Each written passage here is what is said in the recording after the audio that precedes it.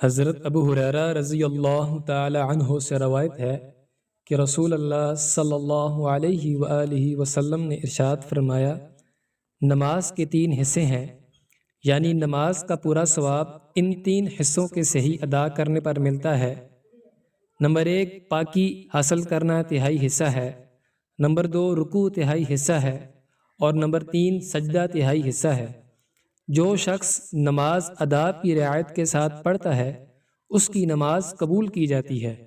اور اس کے سارے اعمال بھی قبول کیے جاتے ہیں۔ جس کی نماز صحیح نہ پڑھنے کی وجہ سے قبول نہیں ہوتی اس کے دوسرے اعمال بھی قبول نہیں ہوتے۔ حضرت عقبہ بن عامر رضی اللہ تعالی عنہ فرماتے ہیں کہ رسول اللہ صلی اللہ علیہ وآلہ وسلم نے مجھ سے ارشاد فرمایا، ہے عقبہ، تم اللہ تعالیٰ کے نزدیک سورہ فلق سے زیادہ محبوب اور اس سے زیادہ جلد قبول ہونے والی اور کوئی سورت نہیں پڑھ سکتے، لہٰذا جہاں تک تم سے ہو سکے اس کو نماز میں پڑھنا مت چھوڑو۔ حضرت ابو ہریرہ رضی اللہ تعالی عنہ روایت کرتے ہیں کہ رسول اللہ صلی اللہ علیہ وآلہ وسلم نے ارشاد فرمایا، 7 چیزوں کے آنے سے پہلے پہلے نیک اعمال میں جلدی کرو۔ کیا تمہیں ایسی تنگ دستی کا انتظار ہے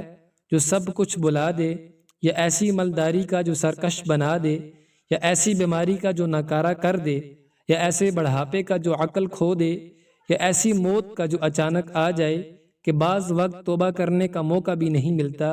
یا دجال کا جو آنے والی چھپی ہوئی برائیوں میں بدترین برائی ہے، یا قیامت کا۔